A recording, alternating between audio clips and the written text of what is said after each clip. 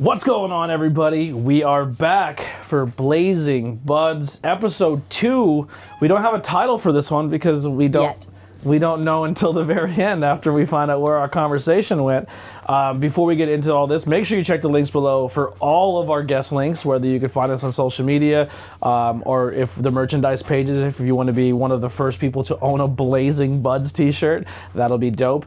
We do have some limited edition merchandise that's up right now. I'm not sure when this will air, but we should have a little bit of the waffle beanies left. There should be the Valentine's Day hoodie. There is a St. Patty's Day hoodie, and as of the end of February, an I Heart ABJ Weed edition shirt will be coming out where it's all bud in like font, and then there's a pot leaf where the heart would be. So there is a weed inspired 420 edition hoodie coming very, very soon. And also, like, we'll make some, whatever show starts doing really well and starts selling merchandise, once they make a couple sales, we'll make a limited run item for that show too. So we have the T Public that's all the logos, and then the Teespring that has logos, but then also limited run stuff that you only get for a limited time. Were you bringing back the ABJ 420 shirt? Well, it's the still on Austin T. 316, but like the ABJ 420? They're all still on T Public. Yeah, they're still there. So that's pretty much what it comes to the housekeeping aspect of things. We're going to dive into what we've been doing over the last a week since the last episode. But before we do that, also, I want to say that this will be the first time we're going to be back-to-back weeks. And then what we're going to do is this is going to be a bi-weekly podcast. So it's going to be every other Tuesday. And the reason for that is because we added a new bud to our ecosystem. Introduce yourself. My name is Bryatt. I don't know. I'm very out there with my personality and very blunt, so... Buckle up, buttercup. Pun intended, yeah. Blunt, pun intended. So we were going to do a podcast together, and then I was kicking around the idea for Blazing Budz, and I love the idea of just kind of letting yourself be inhibited and having fun conversations and having a show that we could put work into, but it's not work that's like the other podcasts where I'm like stressing myself out. Yeah, and like this was with just the flow. Yeah, just having a good time talking. And I was like, oh, well, this would be a cool way for me and Lilly to like catch up each week and stuff too. And this would be a great way for us to continue our friendship and hang out more and learn more about each other. Because I think we each have a different era of the world in our how we each see things based on our age. Okay. You know what I mean? And different viewpoints and different backgrounds and different whatever it may be. And I think it's a cool dynamic of us three. And I think you're insanely funny as well. Thank you. Lilly, not so much. She tries, but no, I just think personality-wise, I think you're a good fit for this. Thank you. So if it does spawn off where you guys want us to kick Lilly away and just do a two-person podcast, we'll talk about it. All right? But for now, it's a threesome. Yeah, that's what we're doing. We couldn't just call it a thruple, but okay. Thruple. we'll get into that book later. But we do have a fun book that we're going to play into. We are, like I said, we are still finding ourselves in this show. We're kicking around some ideas. We have some ideas for topics that we may talk about or something we may say and be like, let's table that for another episode. But let us know in the comments. Some topics maybe you want to hear, or if we said something during this podcast that you want us to dive more into, we can do that as well. I think we're all in agreement that we're going to try to be as open as possible about ourselves and be vulnerable and maybe let things out that'll get us in trouble with our family and friends. But be as much as possible. But also just like it's not for them, it's for us, right? It's for us to be honest and learn things about each other and maybe have our opinions changed if we hear from somebody else's viewpoint, if we have that difference. I think this is going to be a lot of fun. I'm excited for the journey of this podcast. And I don't know. It's going to be a wild ride. Yeah, it's definitely going to be nuts. Like I said, buckle up, buttercup. Yeah. So you were saying before, what are your two hobbies? You said you like doing hikes. I like hiking, anything with nature. I want to slowly get back into that. Just like, I don't know, exploring makeup more and learning techniques and wanting to expand yourself with like color theory or. You are really, really good at makeup. Thank you. Like fantastic at makeup. I've sat at the desk millions of hours. So it's just like you're sitting there drawing, and then after so long, you're like, really, the face isn't changing. So. How long have you been doing makeup? Oh, God. Like 2017. That's a long time, but it's just so self-taught and like... All right, so I'm going to pose this question mostly to both of you because I don't apply for this question, but it's straight guy question. So we had a whole debate about so actually you have not seen episode 1 yet since actually recording. It actually drops in 2 days, so you haven't seen the first episode. But we talked about periods for a while, and I had so many questions of how it works, and I had no idea. I was crying at the end of it. So I think we might enter that territory a few times as well, where it's like a straight guy asks a question, you know what I mean? It's perfect. Yeah, so makeup-wise, right? Just because you're a girl doesn't mean you're good at makeup. I've seen a lot of girls try to put makeup on their face, and you're fucking terrible at it. So I don't think that qualifies in that aspect. But at what point do you think a girl starts getting good at it? Like, you know what I mean? Oh my God. I think there's some people who get in a comfort zone of just like, this is what I put on my eyes, this is what I put on my lips. I think I put a little shit on my cheek and I just fucking bounce. And I've been rocking this makeup since I'm in 7th grade. so The same routine. but honestly, but here's the thing: who's to say what's good makeup, right? Like it's artistry. Like that's their canvas. So like, you can have that face about it, you could have that opinion about it, but they leave the mirror like loving how they look. If you looked at yourself in middle school when you left the house with makeup on, would you be proud of it? Oh boy, how do I tell you this? I didn't start wearing makeup until 2015. I don't know. How does that relate to age? I wasn't in middle school. I was already married and had kids. Oh, shit. Yeah. Did you suck at makeup right away? I was a stripper. I had to learn how to do it real quick. I had to learn how to do it But that's different type of makeup also. It's a different look. No. And that's a full beat. That's you need to look. You're selling your body. Like, let's get real. You're selling your body. You're selling your look. You want to make the art piece and the frame and everything look good. That signature got to be good too. You're not looking how you want to look. You're looking like Silicon Valley because that's what sells. And that's the business aspect of it. So I had to learn how to do a glam look way before I was doing goth makeup. Like, what I do all the time now is like, I'm going to figure out how to fucking do this on my days off where I'm not dancing and I'm not just making myself look glamorous. Well, that's what I'm saying. Like, is there a difference between adult entertainment makeup world and like, I'm going to go out on a nice dinner date? Not it depends how full face you're growing. Right. Like, it's really a preference on what everyone's wearing or what they feel comfortable wearing. Gotcha. So like some people might feel comfortable wearing just mascara and lip gloss. Like, which some people kill that. Praise and you. Bless you. Praise you. Like, I can't do that. And I'm not saying that because a man is making me feel that way. That's because I'm not comfortable until I have foundation on my eyes, underneath here. Like, I'm not wearing makeup right now. I'm going to try not to be self-conscious about this. Supernatural. We're all supernatural. But, like, I have to put on a full face of makeup every time I go out of the house. Like, I don't like leaving the house without a full face of makeup because I feel like I don't feel human. Like, I don't feel like my body's not complete yet. You feel like a different phase. Like, this is right. Like, this is hidden me. This is secluded me. I'm isolating and I don't care what I look like. And I'm cozy and I'm like, okay, cool. When I leave the house, I want to look like I'm put together, and I don't feel put together when I don't have my face on. Do you think it's a social norm thing too? Yes and no. I think I think social norms are a huge thing that we don't also think about when we're in a lot of our daily lives, like our appearance, the way we do things, the way we handle ourselves, the way you talk. I will say this. It's all social. Like we're all victims to it. You are such a gem for having to deal with me because my day-to-day switches. I have BPD. So like a lot of the times I'm like, I cannot leave the house without my makeup.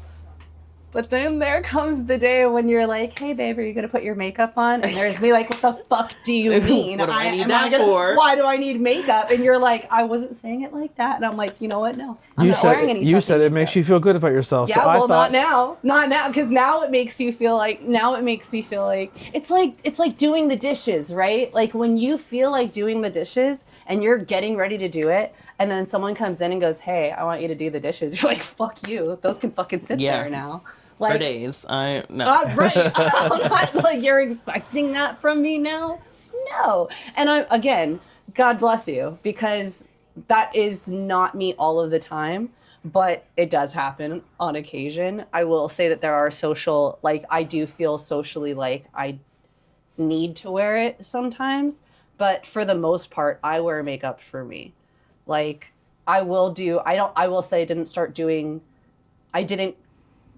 wasn't more comfortable with doing crazier alternative makeup until even more recently. Like I would say since COVID. Like before that, I was still very much just a shadowy, like a goth emo look. I wouldn't even say that. Like the day I met you, I will pull up a picture from the day I met you. I wore very neutral tones. I always had a winged eyeliner. I feel like I love the Lady Gaga. I have to have that wing so I could just cut a bitch, you know what I mean? Sharp AF. But I still had and that was around the same time that I started dancing, but I still had very neutral tones, but I'd always keep eyeliner and a dark lipstick. I will say that.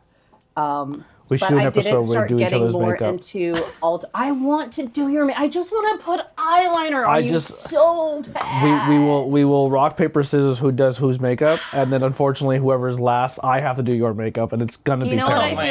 You know what I feel like is gonna happen is we should just give each other makeovers. Like we give you a makeover, we give them a makeover, like as a team.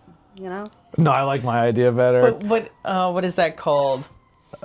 Please, that just popped in my head. It was like the UK where they take somebody real scraggly off the street and just put them through hell. Oh my god! Like the makeover, like they want to look natural with like brown hair, and then they're like, "Here's purple hair. We surprised you to boost your confidence." Or they would be like, "Oh, you came in with 3 pounds of self tanner. Let's get the lemon juice, boys. Let's go!" And they're just like, but I mean, like those people left looking good. I will say that they did. But it was wild. I have another makeup social question for you. So I like watching on TikTok. First off, one of the great. Did you answer that question? We'll circle back because I'll forget this and it's really good. Please, I already forgot it. Yeah. So one of my favorite TikToks of all time is one of yours. When you did the, who the hell are you? I'm you 15 minutes from now. And it's you in makeup and out of makeup. You are handsome. I like the Austin Powers bit. So good. But I like watching when people do their makeup and they make themselves look like another person or a character. Oh, yeah. And they completely, like the one girl, she does like really crazy shit where she makes herself look like so many completely people that do that. I feel like you just the redhead lady, the redhead girl. There are so many people who do it. Yeah. Anyway, I seen a video. That just reminded me of like Alexis they do like Stone, who did the latex makeup to look like Lana Del Rey. Yes. Like the like weird fetishy masks. It like. Oh. So real quick, so this girl did the makeup. I don't want to lose this because I was just gonna say they're doing like more contour to like shape their face to look like someone else. Go ahead. This girl did her makeup to try to make herself look like Tupac. Mm-hmm. Oh, I seen. Oh, and then people were like, she killed it. Like realistically, like when she did the thing, like she wasn't doing it to, like, she made herself look like a different person. She made herself like Al Pacino. She made herself like Robert De Niro. Like she made her. Yeah, I seen the video of it. Everybody was like, that was like blackface, and I was like, oh. Well, you are not wrong, but I think just the shadowing and contour made it look like she was doing more blackface. As 3 white people, I don't think we have this. I'm sorry. As two white people and a Mexican, I don't know if we have the authority to make the call if it's blackface or not. But I feel like. Oh, I definitely don't. Yeah, I think blackface and what they were doing are 2 different things. Absolutely. I feel like black people And I will say this, as a whole, would look at that and say, like, this girl isn't doing this maliciously to, like, make fun of someone or degrade black people as a whole. She wasn't doing the Tupac makeup and playing Tupac in the movie and taking a role away from somebody. Or not even that. I feel like blackface is more done in jest. Like, blackface is done to make fun of black culture, and that wasn't it at all. This was, let me show my admiration for this person, the same as I've done with all these other people of all these other races. So how are you going to take this one person I've done that I admire, and I want to show my admiration to that person, and show my art and how I take that art and put them all together and be like, nope, that's blackface. Like, she didn't embellish features. She made herself looking like if it looked like Tupac. She did the contour to herself, and she didn't like. You can tell she didn't mean it for bad intent. Yeah, I feel the same way. It was just gone through artistry, but some people will totally stomp on that. Like, I seen it. I was like, I don't know if I'm on their team on this one. Extreme left and extreme right. I agree with that. Like, I will say that obviously there are people who are going to see that in a different light, and I don't think that your argument is necessarily invalid. I'm going to say this. I wouldn't say that your feelings are invalid, but like looking at it from a standpoint of this person is just expressing themselves with their art and how they know how to do it, and looking at it from that point of view. And if you still feel about it the same way, I would say that's on you at that point. Yeah. The makeup talk. Agree to disagree. I have one more makeup question for the panel, and this is more of the lines of like drag makeup, right? So I've been learning more about drag and meeting and making drag friends. Hold on, here's a question. Are you going to ask us about drag makeup? Yes. Are we drag queens? No, but you know more about it than I do, so I'm asking a genuine question. Okay. So drag, I'm asking in like the theme of drag. So drag has different themes and different ways of like there's drag kings, drag queens, there's drag comedy drag. There's like in each genre has its own look. So I've seen drag queens that are more of your Trixie, where they do really, really embellished. They're looking feminine, but it's hyper embellished, right? Like your typical old school like drag queen look, where it's like, like Trixie Mattel. Yes. Yeah. Okay. And then you have Katya, who does more of an actual feminine, like a feminine today's look. Yeah. Is there categories of how that makeup's being done are called in the world of drag? Is it like old school drag and like femme drag? Normally drag queens are a thing to necessarily make fun of the femininity of women and like accentuate everything. So it's like it turned into that, and then I guess like through some time it was just like, okay, well now we're gonna look like real girls and we're just gonna like lip sync, and I'm like, okay. So is that why they do the really heavy shade to make it look like they have the jawbone? Like, because Trixie's hilarious. Yeah. Like, and even speaking about Trixie, she just came out with a 8-ball, and it's all Trixie and Katya responses, and it's sold out of stock. I wanted it so bad. I'm obsessed with Katya. I think Katya is so fucking funny. The whole like. I'm so glad that you're saying her name right now. Like you just said it like She's 3 just times. She should have won. Say it wrong. She should have won. They're both amazing. Like as human beings, not just as performers and all that. As human beings, of how once again they're very vulnerable about where they come from and their experiences in life, and also can like tote the line of like they're relatable. They're relatable to everybody. Like. Yeah. As a straight dude, they have topics that are I'm like that's super relatable, but also to hear from the other side of the coin is entertaining to me. It's entertaining and sometimes sad, but sometimes you laugh at the sadness of the humor. That's or comedy in general. Like it really is. It's just like let's laugh at the trauma. And you're not accepted because you didn't want to be like everybody else. So like haha, like not funny, but it's like fuck the shit they went through, and the way they can laugh about it now is like. We're as a culture, everybody out there, we're not nearly as close as we should be, but we're a lot closer than we were before. Yeah. If that makes sense. It's still, I mean, we kind of took a couple giant steps backwards in the last couple weeks, yes, but we did. But I feel like there's enough of us. I think there's enough allies now that it's a little different than it would be in the past, where it was harder to find allies because more allies have developed just as thick of skin of being like, well, I'm not going to be ashamed of who my friends are or who my friends want to be, and I will fucking die for them. And I don't know if that was as strong as it was back in the day either, because people just were like, it was you're on your own. Ask, don't tell. Yeah. Like there was an entire policy about it. Yeah. Don't ask, don't tell. Like well, you just don't look at it and it won't happen. We took a really weird turn on drag makeup there. Yeah. Yeah. Well, that's what I brought to the table. Makeup game. It just randomly came up. You want to go to the book until someone has another idea for a topic? If you want. Yeah. So earlier, I didn't know what the theme of this book was or what it meant or what we were doing, and I was told to pick a number between 1 and 172. And of course, I picked 69. So, tell us what the theme of this book is before you read number 69. Like, what are we getting involved in here? So it's 101 kinky things, even you can do, but like, just each page has one kink attached to it, and we pick a number 1 through 172, and we talk about it. We'll talk about whatever's on that page. We're not here to kink shame unless it's really weird. Don't yuck anyone's yum. Don't yuck anyone's yum. We're not here to yuck anyone's yum. It smells. I'll try my best. But we're going to give our opinion on where we lie on, like, a scale of 1 to 10 of how willing we'd be to do it. Oh, we know we're close to it. I think we should do that. Or should we do 1 to 10 or 1 to 5? 1 to 5. I like a 5 scale. I know you do. I like a 5 scale. Do you like a 5 or a 10? Because I'm on a 10. So I'm always doing the 10. I'm like, because 5, there's less wiggle room with 5. So can I give you my 5 scale real quick? Yeah. 0 is terrible. Okay. 1 is it was there. It happened. There. 2 is like, it was good, but I'll probably never fuck with it again. 3 is like, yo, that was pretty good. I'm a fan. I would recommend it to people. 4s are hard to get. You don't just give 4s away. 4s are like, I'm gonna seek this out. And 5s are like the unbelievable, best thing that ever happened. The greatest thing. But you can't like a 4. You have to keep you have to protect your 4. So anything 4 to 5 is just blown away. Okay. Yeah. So 2s and 3s aren't. He can talk me into a 5 scale. I hate this. 2s and 3s are not bad.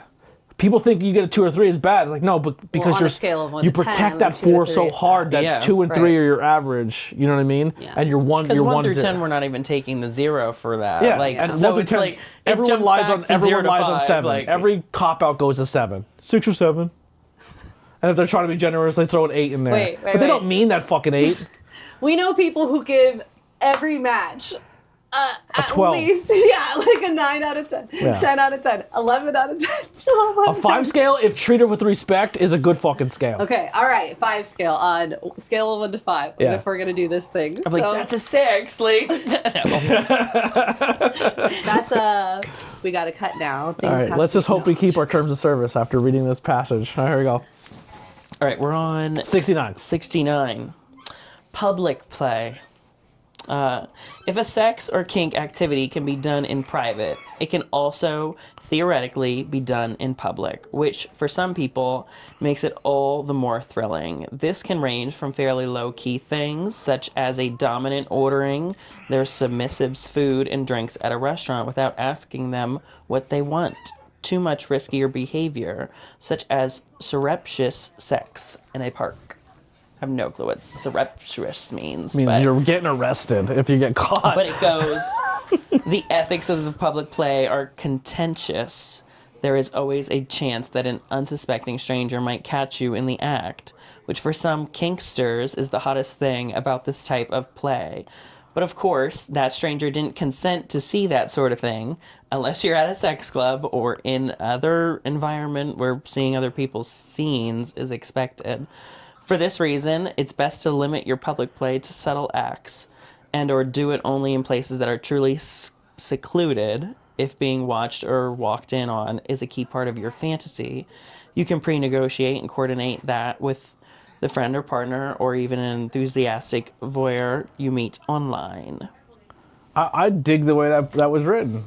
I'm into this book. Oh my god, it totally it throws in 3 things that you should try this. Wear a butt plug or a wearable vibrator out on a date with your sweetheart. Some wireless-enabled vibes can be controlled via your phone. Well, I've already been through this. I was like, have you done that? I'm like, girl, I got Love Sense on my phone. I've been there. I've sent the link and I've received the control link. There you go. It's just so, and where it says pre-select an innocuous. Please, such big words. Innocuous. It might be innocuous. It's probably innocuous. Yeah. An innocuous word or phrase to be a kinky signal while you're out with your partner. Maybe you have to go to the bathroom and take your underwear off when your partner remarks that the meal they ordered is delectable. Maybe you have to squeeze. What? A melon. I don't know. Maybe you have to squeeze your pelvic floor muscles anytime you hear the word. Oh my gosh. Like a kegel. Kegels. You gotta do a Oh, kegel. The word Kegels. squeeze. Maybe if they order the cheesecake, it means they've decided to spank you later. Well, if they order the brownie, like it little means you're keywords. getting tied up and fucked. I would never remember those keywords. Oh my god. And then I would say I would say something. Are we being open about this? I would say something silly. Like if we had That's like pretty hot, Hold on. though. Are we being if open? you say cheesecake, it means No. this. No, but I mean, No. like, If we you do order have, the cheesecake, that signal you want to tie me up. like, Like My that's a fat sexy ass- little So are we gonna- signal. My fat ass would be like, fucking cheesecake, baby. I'll take the cheesecake and the lemon that's why it wouldn't be food with I would you. forget. It would not be I food. would So then you got both answers. So I'm it would tying be- you up, fucking you, and I'm leaving you there. Yeah. Like, She's like, oh my god, you ordered the chocolate ice cream. This is fucked up. Like, this. He wants.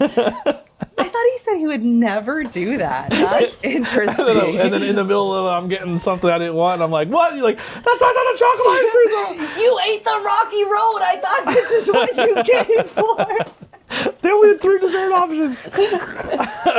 All right, what was the last passage? and have sex in a semi-public place, such as your car, the back of a dark cinema, or a single-stall bathroom. This might work best if you stick to sex acts that are easy to extricate yourself from in a hurry, such as mostly clothed oral sex or hand sex.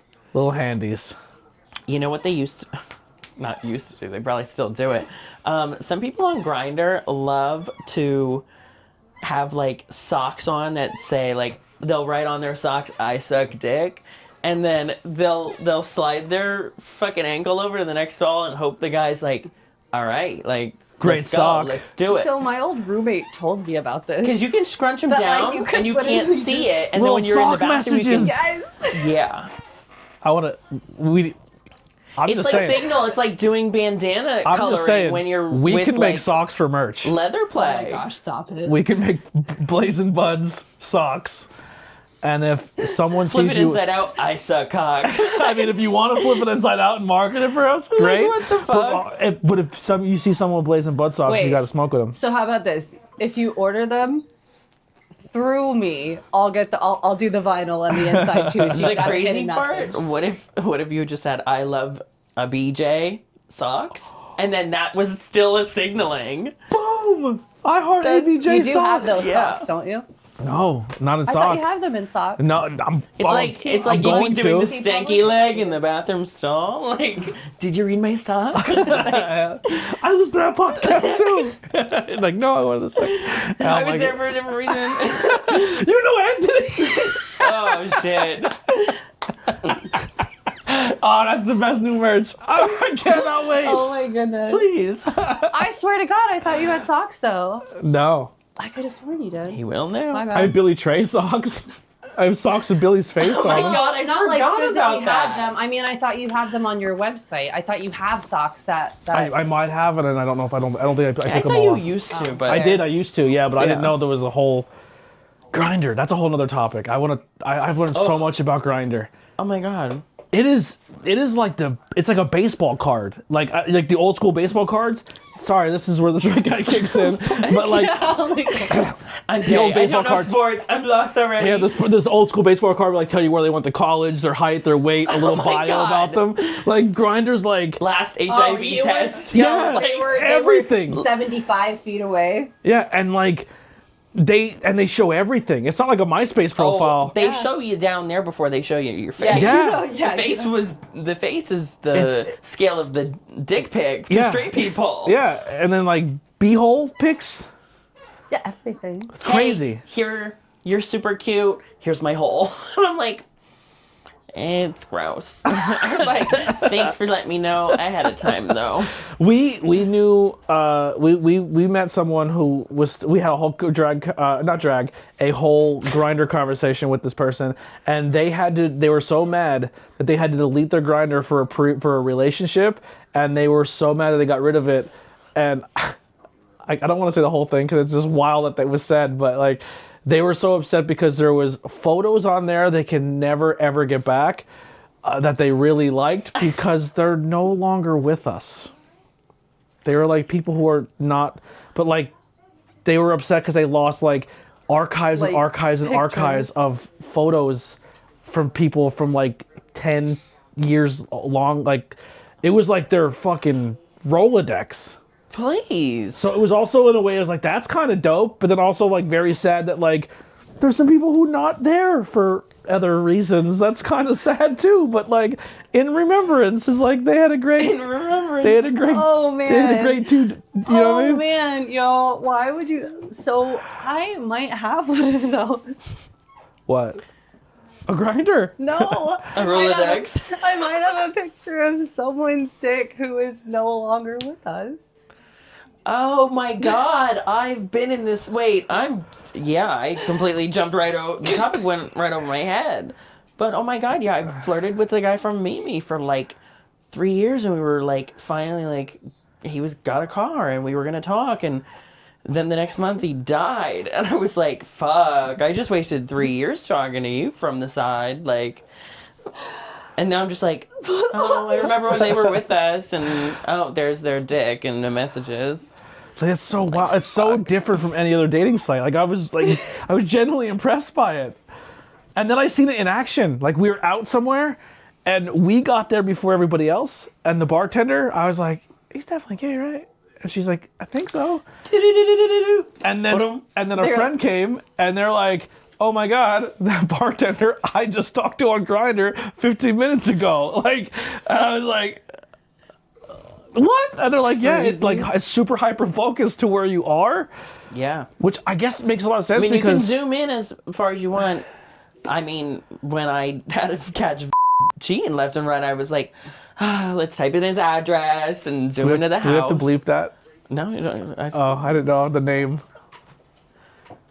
Oh, yeah. Yeah, I'll bleep that. I had to go back and got to go back and beep that out. Yeah. So no names. I was like, oh. Yeah. Unless it's like absolutely okay. Like I said, a kid I went to school with, but I didn't like make fun of him. I just said like it was funny because he made fun of me for the name. And I was like, yeah. That's wild. Yeah, Grindr, wild thing. And then like they're just like they knew, each one of them knew, but they didn't say anything about it. All right. I know what my topic is now. What's your topic? If we're going to talk about websites, let's talk about websites. Oh boy. FetLife is a crazy fucking place. It's wild. I'm from Grindr, so I'm too going from there to going on like one time so long ago, because I'm just like, what is this? Everybody's talking about this, and I'm like, oh, this is like, it's all kink. This is kink. I'm like, I ain't in Grindr world no more. Yeah, and if your kink is super easy and vanilla, and then everyone else is like, they show their kinks on the website, you're like, whoa, I'm not even in this. Yeah, I logged out real quick. Yeah, I was on for like 10 minutes. I'm like, yeah, we're not coming back on here. Yeah, that's a wild place to be. I've seen things on that website that I haven't seen since like Rotten.com days. You know what I mean? Like people fucking blonde and shit. I'm like, holy Hannah. Wild stuff. Okay, I will say this. I have an account, but I don't really go on it as much as like I just read messages on it. Like I don't. That's kind of how I am with Grindr. It's too wild. It's too wild for me because like I feel like I get I'll just. Are you okay with me being open about this? Thank you. No, you're good. Depends on like open about that. That's the pill that open we'll about. We'll see how this. it goes. If we have to cut anything, we'll cut it. Okay, so I enjoy being with multiple people, but I don't enjoy like the aspect of conversation so much. Like I'm like, if you like we didn't talk about our ratings on Oh yeah, this, yeah. We have to circle back. I mean, I'll go first. I'm a 5. I've done almost everything that you said on there. I am very much into voyeurism. I enjoy being watched, but I enjoy being watched by my partner. Like, I feel like that's kind of like a zinger for us later. Like, it's something that we can talk about later. Like, I'm enjoying that moment with another person or maybe multiple other people. But knowing that they're there makes me feel safe, for one. And for two, I can be as involved as I want to be. And then later on, we can circle, like when we're together, we can circle back to it. And they could be like, oh, this was really hot. Or like, what was your favorite part? And oh, yeah, I really liked how you did this. And like, it's more of a turn on too. Like, it's and okay. I'm not in a corner. So a storyline with it almost. Like, you have to jot down your little details. I'm playing more bodyguard than I am there. Yeah, like, I don't like again. Yeah, I'm not getting saying, like insulted or like, no, I'm not into that shit. Yeah. I enjoy. Like I said, I'm not speaking on your case. Yeah. I'm speaking on mine. I'm just saying my role in this situation, obviously, as you're saying. But I'm there safe. I'm there for your safety, protection, and letting you have an experience. Right. Yeah. But I also get to talk to you about it again. Yeah, I'm always in for a conversation. Listen, I go to pro wrestling and I watch the crowd more than I watch the wrestling in the ring because I enjoy watching people's reactions to what they're experiencing. I like that aspect. I think it's cool to have someone appreciate something, and just watching them enjoy that is like, I'm not saying it's a kink, but it's an enjoyment for me. Yeah. Like watching someone, like we went to a concert and you were super into that band, and watching you react to the band was cooler than the band. It made me enjoy the band more because it showed me how much you were into them. I've definitely been in that spot.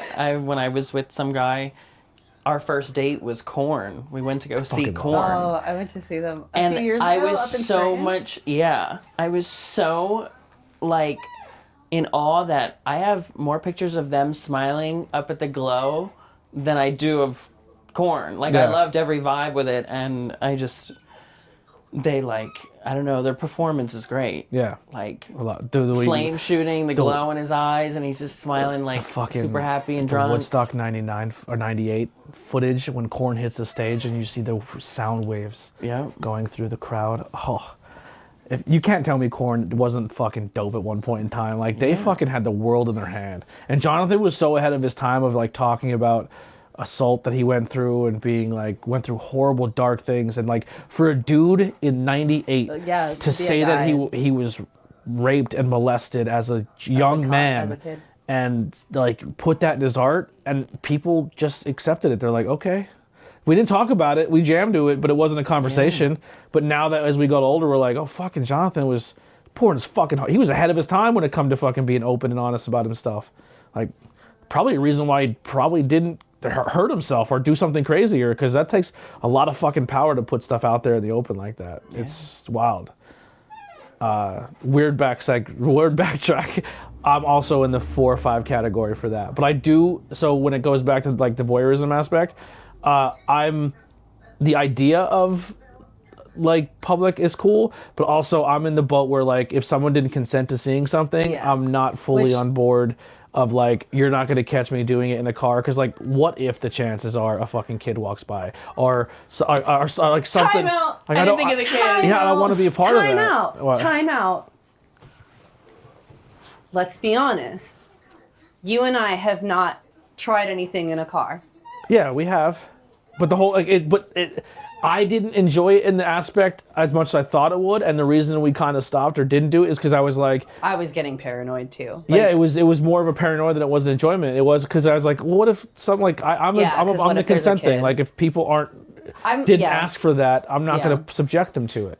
So we'll go back and say that I'm going to still say it's a 5 for like everything. It is, but that's why I like the way it was written. But I said go to clubs or places where people places that it's expected. It's expected, and everyone. It's not like we're going into an alleyway in the public for the general public. Like, we don't want to be seen by like everyone. We want to be seen by like-minded people. So where people would think we're weird by going to the places we go to, I think it's gross that you're willing to do it. Like, I've heard people like, oh, we go up to the Little League field and we use the dugout. I'm like, you're fucking gross. Yeah. Kids play there. Yeah, that's weird. That's gross. You know what I mean? Like, I think what I'm doing is a consensual place where also adults are consenting, and you're still scratching your itch, but you're putting people in, you're doing it where people can see you and they don't want to. Right. And again, you don't even know if they're of age or anything. Sorry, go ahead. Okay. Go ahead. I need the chill pill. You have. I've given you so many. No, what I was gonna say is like, yeah, absolutely. Like, we go to places where it's not even, what I was gonna say is it's like-minded people, and the reason that I say that specifically in that way is because there are so many misconceptions or like misguidings of like, oh, they want to be seen like they're a fucking freak, like they're a sexual deviant, they need to be away from children. Right. They can't be like, no, I don't want your kids to see me. I don't want to, like, I don't want my cat seeing me. Like, you know what I mean? A new beach. It's almost like just take yourself there and like do your thing, because then there's so much more like-minded people. I'm a 5 on the scale. Yeah. Like, I just think that, there's like, something in getting caught and... So that adrenaline rush. Yeah. Like, oh, it could happen. But I feel like it's more... Like, if you're doing it in a restaurant and, like, somebody that works there comes in and gets it, that's something like, okay, I could care less. Like, we're doing it. Like, you could always run into that situation. Like, but it's like... I wouldn't want kids to see it or anything. But the thrill and of, like... I don't know, just like higher authority, be like I just don't want to catch a charge. I don't want to be in the newspaper. I don't want to catch a charge. Yeah, because I fucking got caught for indecent exposure. I don't want to be on a registry list. Like, I'm not doing it in a park. Like Charlie in Horrible Bosses, where he's like, who put the pig out next to a bar? I was drunk, I had to pee. It was 3 in the morning. You wasn't even a kid there. You ever see Horrible Bosses? Yes. Where he's on the registry because he pissed in a park. Yeah, that's dumb luck. But nobody fucking researches that registry lookup. They're just like, yo, he's on They're it. just like, yeah, you're on the list. And that's exactly it. Like, I feel like it's not worth it. There's so many people who just think the wrong, like they go for the like most negative, most perverse thing. I don't know if that's necessarily You know what else is another thing too when it comes to kinks, and we've just recently experienced this where we were open-minded enough with somebody. Like, this is our first time really talking about it on camera, so this is kind of wild. Period. But like, good, because it'll be my topic. Yeah, but it's I don't know. Like, we open up to somebody and like explain to them our situation because we felt comfortable, and then after the friendship ended, then it was like it was used against us to defame us as bad people, and used in a way that wasn't even true. They took certain parts and they were like, "We're gonna make this disgusting." They try.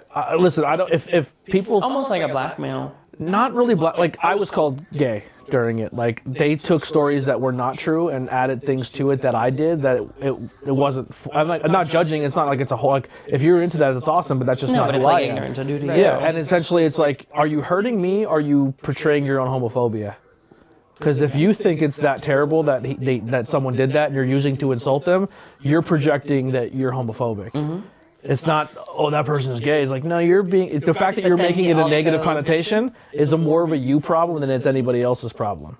So Tony was called gay, but I was basically slut shamed. And it was like, I told you my interests as a friend, as like someone that I could talk to about it. Like, you opened up to me as a friend to talk to me about what's going on with your relationship, lack of relationship, whatever it is, like whoever you're talking to, and you opened up to me. So I opened up to you too. And we opened up to you. Like, I'll say this now, and I will continue. I think we said this on I don't even know if we said this on the last podcast or not, but I will always talk about my kinks, mine.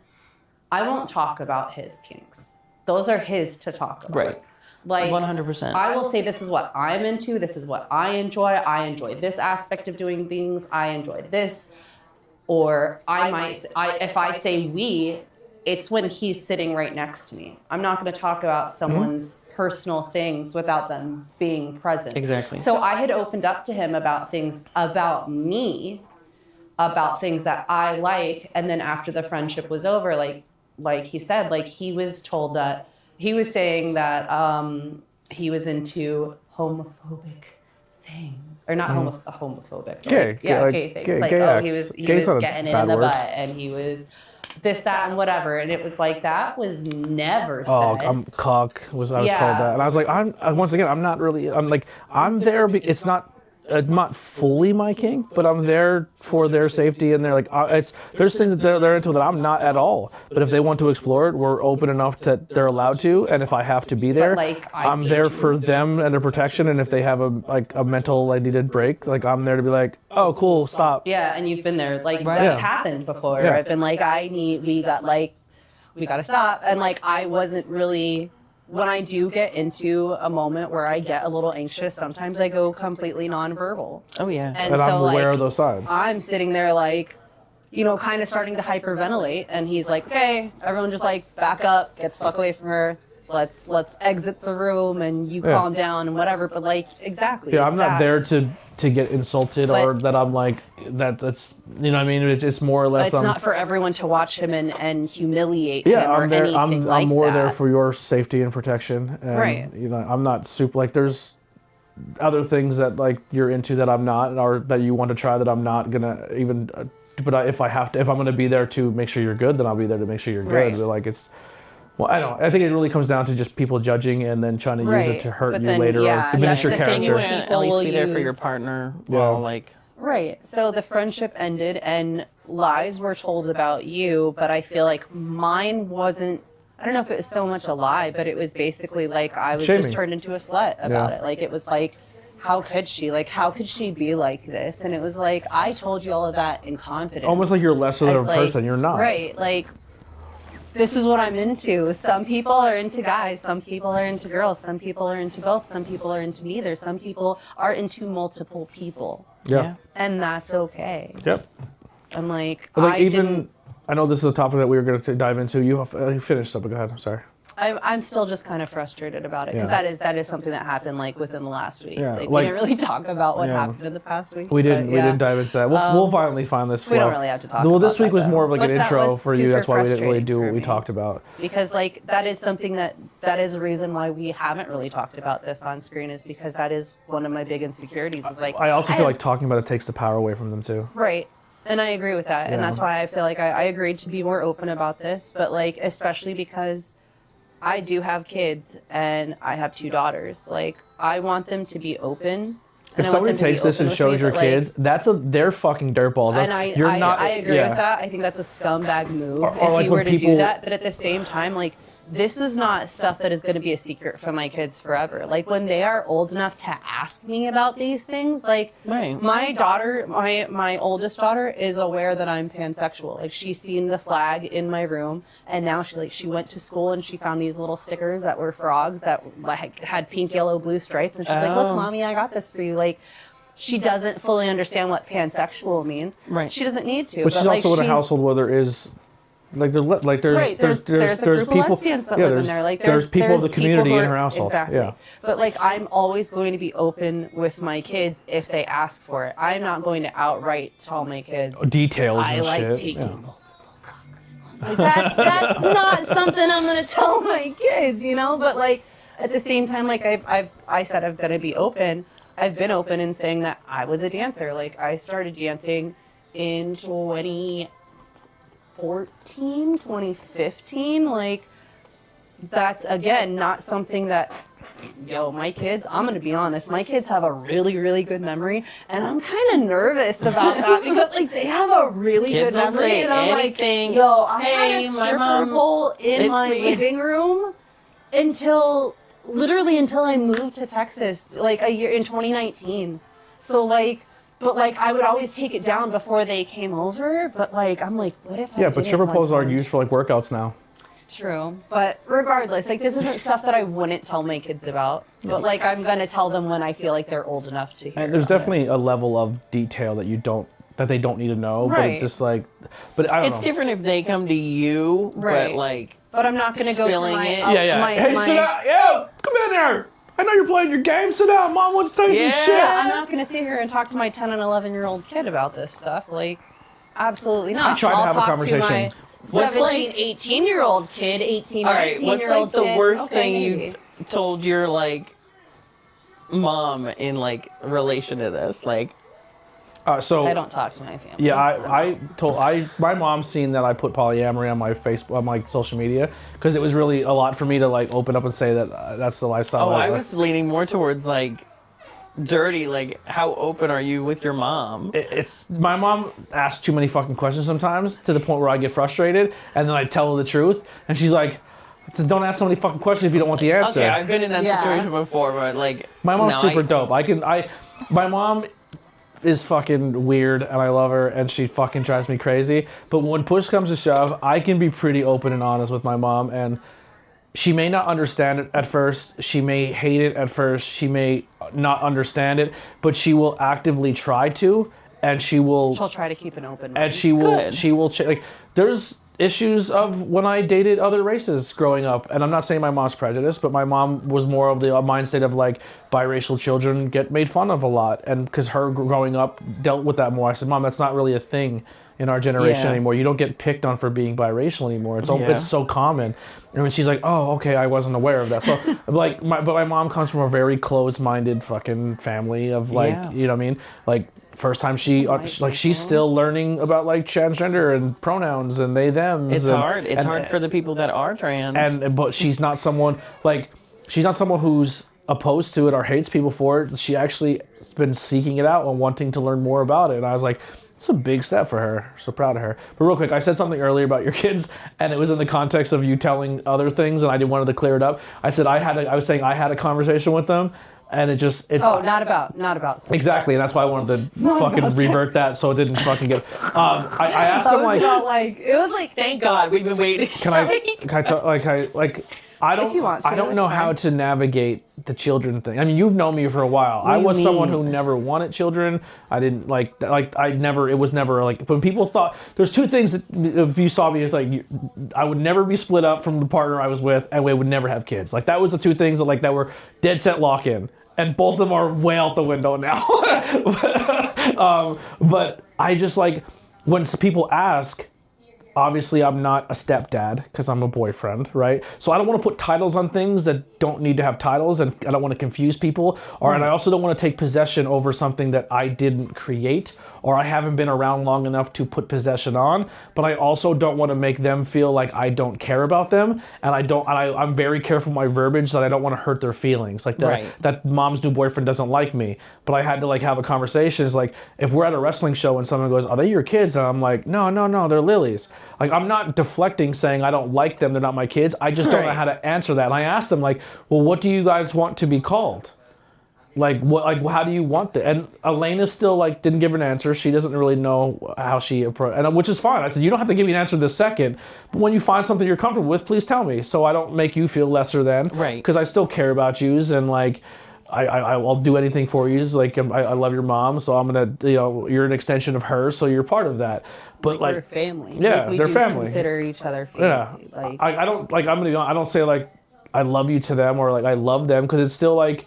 What if I told you have?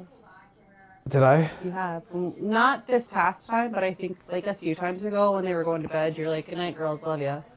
Oh, I didn't even realize I did it. I think Katie said it back, but. Yeah. Elena was. But Katie was referred to as my goblin. Yeah. Yeah. That's what she was like, "We could be the goblins." I was like, so I call Katie. I say goblin for Katie. Elena, we're still working on it, but like that was the conversation I wanted to clear up, because the where you were talking before, and then I said something. I was like, I can't leave that hang there. Yeah, we do not have a conversation with my kids about sex. Yeah. We definitely will not. not. And that's another thing that like I'm gonna call him my ex-husband for 4 reasons. He basically is. We are not legally separated, but we've been split up for over 10 years now. However, he does know that we're in an open relationship. Mm-hmm. It's not something that like I would say push to people, but like people, it's open. Like, it's on our Facebook. Like, we will talk about it, but we don't like open up with like, hey, this is my partner, but also I'm looking for, X, Y, and Z. Like, that's kind of not, that's just not who we are. I don't feel like anybody really does that with their sexuality. They're not like, hey, I'm a guy and you're a girl, so let's do it because I'm into girls now. Like, that's still not. But that's the biggest fear I had of coming out telling people I was in an open relationship or that, because then I'm a very outgoing person. I treat everyone the same. Like, I'll walk up to a guy at a bar, a girl, anything, and give them a hug. Hey, love you. Really, if you're my homie, you're my homie. Yeah. But when people find out, like when people find out that you are open or in a relationship, but you're still actively doing that, then all of a sudden, I don't want my intentions of how I treat members of the opposite sex of like, oh, he's trying to be with them. Like, I'm totally not. Like, I'm very, very strict on not crossing certain lines and boundaries because of those reasons. And like, that was my biggest fear, is like people were going to judge me and think like, oh, he's just trying to get with everybody. And that's just simply not the case. I have friends who are females that I'm really close with, and none of that has ever even came into question or even talked about or anything like that. You know what I mean? Like, that was my biggest fear about opening up, about being, because we don't even really know definitionally wise what we are when it comes to like, are we open, are we E&M, are we fucking all these different terminologies. There's so many terminologies for everything. We're still like toting the line of exactly where we lie. Like, okay, we definitely know we're open-minded. That's pretty much for the most part when it comes to like open communication, talk to each other, realize that we are each other's main priority. Yeah, absolutely. And if something else comes up, like you do your thing, I do mine, but as long as nothing's being sneaky or we're being completely upfront and honest. That's like the perfect definition right there. Yeah. But that doesn't like. I feel like I feel like we fit. I get what you're saying. I think that we are more E&M than poly, because I mean we could get into this. We'll get into this further later, but I would say you're more polyamorous. I'm more polysexual. However, I would say that we're both more of like a pyramid E&M or a pyramid poly, where we're top tier. Where you don't want the conversation. I get as much enjoyment and pleasure out of the date experience, learning, talking, getting to know them. And then if it leads to something else, bonus. But if not, I had a great time. And I'm like, I don't want to talk to you. Like, let's meet. Let's do the thing. And if it's nice and it works out and I enjoy it, then maybe we could talk. Yeah. like I won't. I'm not into dating. I'm not here to. I don't mean this in like a. I don't want this to come out wrong, in a way that feels insulting to you. I don't want to say that this is how you feel about things, but I personally don't want to meet someone to be like, hey, I want to build a relationship with you. I don't want to meet I've deleted almost every dating app that I have, because I feel like that's the expectation in a dating app, is you want someone to have a relationship with you. You want to have conversation. You want to meet up with each other. You want to see each other 2 to 3 times a week. And I don't want that. Like, I have that with someone, I'm down for that, but it doesn't need to be. That's very hard to find in like the gay world, because we only have like Tammy and Grindr, and they're hookup apps. So it's exactly. So I tried like, why can't we get like something good? I'm like, I have to pay on Bumble. And it's like 15. And I'm like, you won't even tell them that I'm trans. So all these people just hit me. I'm thinking I'm a woman, and I'm like, oh girl, now I gotta tell you all the secret, because the girl's supposed to respond first, because they don't allow the man. And I'm like, and then they get really rude. I'm like, what the fuck? They're like, why didn't you reply quick enough? And I'm like, there's 60 things here. I have to reply to all 60 first. Yeah. So I had that on Tinder. I matched with somebody on Tinder. I don't read profiles. I just like, oh, attractive, heart. And then I match. I don't get a lot of matches. So I was like, that's dope. And then they messaged like, hey, what's going on? And I start talking and we're chatting. And they're like, so what's your expectations on here? And I was like, honestly, like, I'm not looking for a relationship, but like if you're somebody who wants to hang out once or twice a month and be homies, or like, hey, I'm gonna go do something, I can go and chill with you at a platonic level, and if something happens, then cool, but it doesn't always need to lead to that or be that. Like, I still could be your friend and hang out and do all that stuff and have that relationship. And then, this person, I told them that, and they're like, also, are you cool that I'm trans? And I was like, oh, that's on me. I didn't read your profile. I'm really sorry. Like, I'm still into that so much. But now here's the thing. I was like, no offense, you're beautiful, like you're attractive, but like when it comes down to the end of the day, what you have and what I have, like So now you don't want to be friends with them. No, I even said I'm 100% down to be friends and be cool and chat. That doesn't sound but like but if it gets to a physical level, I'm not there. Right. And they're like, I appreciate that. I'm looking for more physical, and then they stop chatting. So like, the best part about that is like, you want to have like, okay, my Grindr bio is literally, I'm doing my best not to become a museum of myself. So I threw out like a serious like And then I was like, face pics first to talk. Don't send me no bullshit. I don't want to see your... Oh my gosh, are we going to do this? Because we can do this. I don't want to see your Pull out shit. your I Grindr. don't. No, I don't have a Grindr. Is Grindr for girls too? Like, can girls go meet other girls?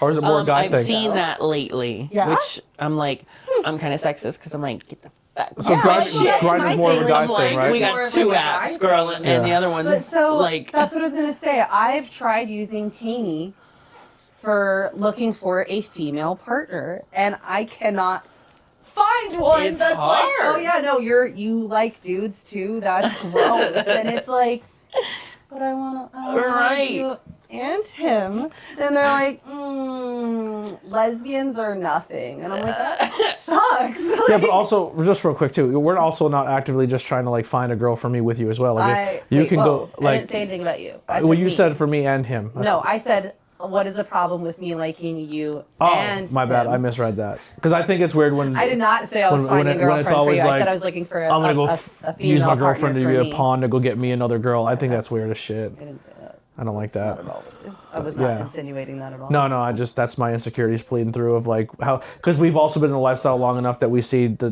darker, ugly side of it. Where Some like crazy shit happens. it's bad. That'll be a whole other conversation for Oh another day. God, you could Well, deep the dive rest real of the bio Yes. was just like face pics first to talk, and it goes dash. Now you only get 255 characters for this. Yikes.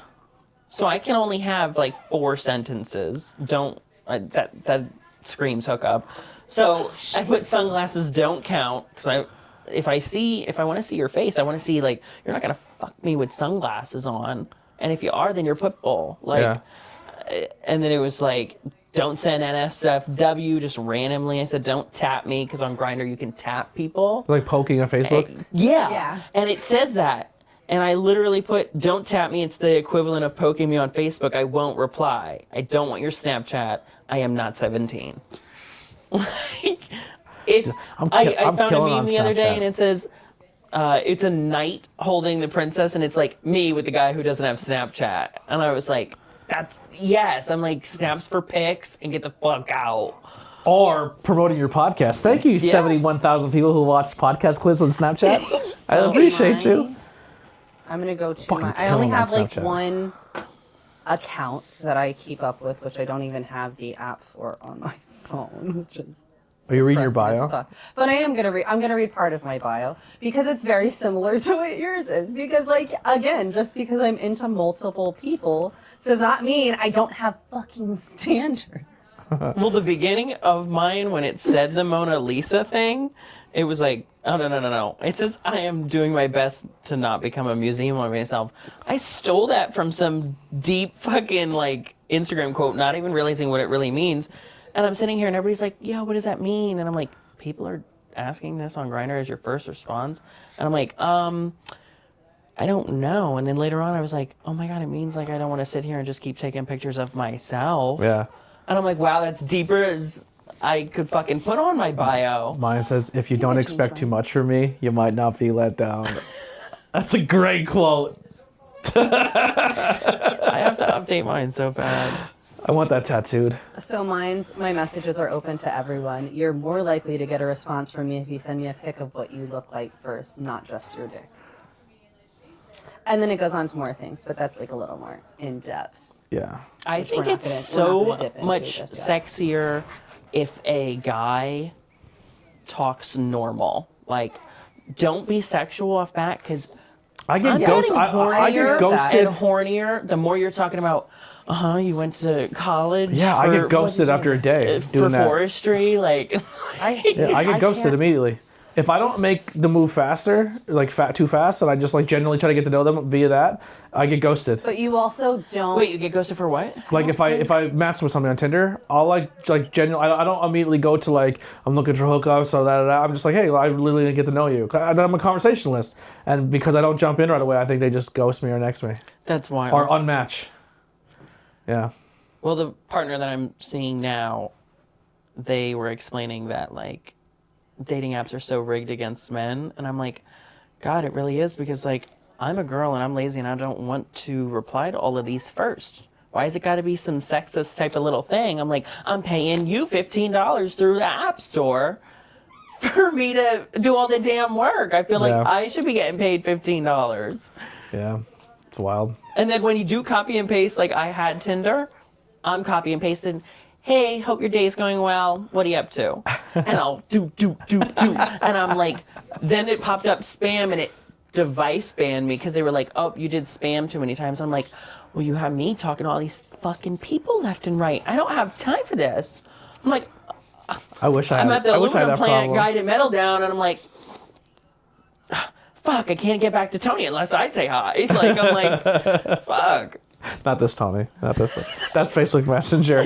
But I'm like, what the fuck? I'm like, I don't get it. Yeah. That was a fun conversation. You feel like you hate it? Are we cutting a lot out of this? No, I'm not. It's not even like they're cutting it. It's just like, I hate online dating. I hate it. And I feel wish like, it was honestly, not my online only dating option. is the reason why I don't like to date. I feel like that's legitimately the reason that I'm Technically, like, we matched on- Technically, we matched on Tinder, but I started talking to you without Tinder because you did not respond to me on Tinder because you didn't get my messages. Yeah. on So what had I happened felt was, that. what had like I happened was was, like, yo, Facebook, I'll get hit up, excuse me, like, sir, by what's 20. going on? Because like we matched on some shit, and then I messaged you, and then you didn't message me back. So did you like accidentally match with me, or like? Well, it's been like that are we because gonna pretend like this never happened? I'll be on Grindr and I'll be like having a great conversation the night before, and this guy's like talking to me, and I'm like, not realizing he's doing it to like be horny, like get and gain my trust super quick. Right. And then I'm like, we had a great conversation. I can't wait to talk to you tomorrow. And I wake up and I'm like, where the fuck is the profile? Yeah, and I'm like, oh my god. they got the It was poison just out. 'cause you're And then I just get hit with 20 more like quick replies, like you're Yeah. gorgeous, and I'm like, where's the face picture? Yeah. I don't Right. want to talk to. I call them headless horsemen. I don't talk to headless horsemen or mystery men. It's a great. love that. It's a great term for 'Cause an it's app all that's torso. all you see is fucking head, That's- but not that's on their pretty much it. shoulders. Like they're like, the dick picture is the equivalent of the head picture. Like you're gonna see the dick before, and I'm like, What if they drew a smiley on it? Well, they ended up. That would at least have some creativity. I would give points. For Well, they're that. all like, I'd be like, yo, what the fuck? But like, Take thanks that. for like Take that and use it. I mean, you could use it, but that doesn't mean I'm gonna answer you because hilarious. it's still gonna. I'll like chuckle at it, but you're still getting deleted. You're still going to the graveyard. That's funny. Come on. I matched with a girl on Facebook dating, and I her. like Facebook dating. I hate it. hate Facebook. I hate Really? it. Everyone's so far away. Or Oh yeah. I'm sorry. weirdest I'm just sending my nudes out to shit. people. I'm not really. Yeah. I'm like, oh, you have a mullet. Let's talk. Like, what Dating the is fuck? weird AF. This girl had in her profile a Beetlejuice quote, and she's like, she put a Beetlejuice quote, and I Please don't sent be a her. stupid Beetlejuice Dude, quote. I wrote back to her the dialogue of Beetlejuice going, well, in the 18th century, da da da da da, I've seen The Exorcist 35 times, and it keeps getting funnier every time I see it. I sent her the whole thing, And she was like, she went, huh? And then blocked me. And I went, fuck you, you're the problem, not like me. you got that shit on Pinterest, Yeah. didn't you, bitch? That Like- was the greatest thing you'll ever get in your life on this website, and you fucking ruined it, not me. I screenshot it under her. I'm like, how awesome is this? I was like, they literally. I was like, you missed a landmine. Like you missed a bomb. It was there. Like, you're- perfect. I do that to my partner all the time. I'm like, look at this douchebag. And he's like, oh my God, like men are sucking lately. Like, and he's off Grindr. And I was just like, I literally don't like, I don't know. There fucking goes. I was like, that's the girl. I'm like, right this there. is so fucking stupid. Live on the But it's a podcast. tap. Can you read the message? Yeah, let's see. Hit up by a couple and they're like, question or need experience, so pretty. There are a looking. couple accounts on there? Yeah, there's a lot. Wow. Grindr's fucking dope. If that's what You you're should into, get one. no, You I should mean, get there's one. nothing I can do with it. But it's fucking. There's nothing I can wish do with our it. app was that good. I wish I had like. Like some I guys. mean, we do have apps that are like that. yeah, but this though. is set up where like it's in the fucking like put this information in like it's built Yeah, in. that's like like that's just the profile picture. I'm like, Like- like But like there are apps like that for us. You do have to pay for them. Yeah. Again, Wild, but like That's crazy, there though. are apps like that though. Yeah. Grindr's just like top tier, man. They're All right, so we've been going for a minute. We have like, can we sneak one more other topic in or something you guys want to bring up or talk about before we get out of here? well, we could totally do polyamory. Yeah, I mean, we're all kind of dancing around a little bit there. Yeah. If you want to dive into your experience or why maybe a layer of your onion you want to peel back. So I was with a guy when I was 18 that was 32, and we lasted for like 7.5 years. Can I ask a question? Go for it. No. If you don't want this cut, if you don't want this, you can cut it out. Because we've talked a lot. Because I feel like I've learned a lot more about that other side of the a world I would never know. And Right. you've been open. We've been open enough to talk about stuff like that. Is that is that this experience that you had where they like hid you from everybody? Because I remember you telling that was so fucking shitty. He basically hid me like by going. We'd go super far to eat somewhere. So here's what I'm going to request. Yeah. And I mean this in the nicest possible way. Every time you feel like asking a question, squeeze this. I want to hear the whole story. I know, but I just want to put myself in the context of the relationship. I want to hear the whole story, and I know you don't mean to. I'm know chill. you don't mean Go to. ahead. But you interrupt, and you're like, hold on, let me just ask this really quick because of it. And then they're not going to be able to finish, and I want to hear the whole story. Yes, go ahead. Okay, But so, yes, that's the relationship. So I was with this guy. I guess I clung to an older guy because like I was so lost with growing up. Like we don't have home ec and we don't have like getting out of high school. I'm like, how do I write a check? And I'm like, what the fuck? And I'm like, well, maybe if I talk to this older guy, he'll help me with everything. It's a 1-2 punch. That was a big fucking trap. I'm in the wild cage outside. Like I fell definitely for the peanut butter in it because fucking I just suffered for like 7.5 years. I'm like, the bar was in the ground. It was definitely not.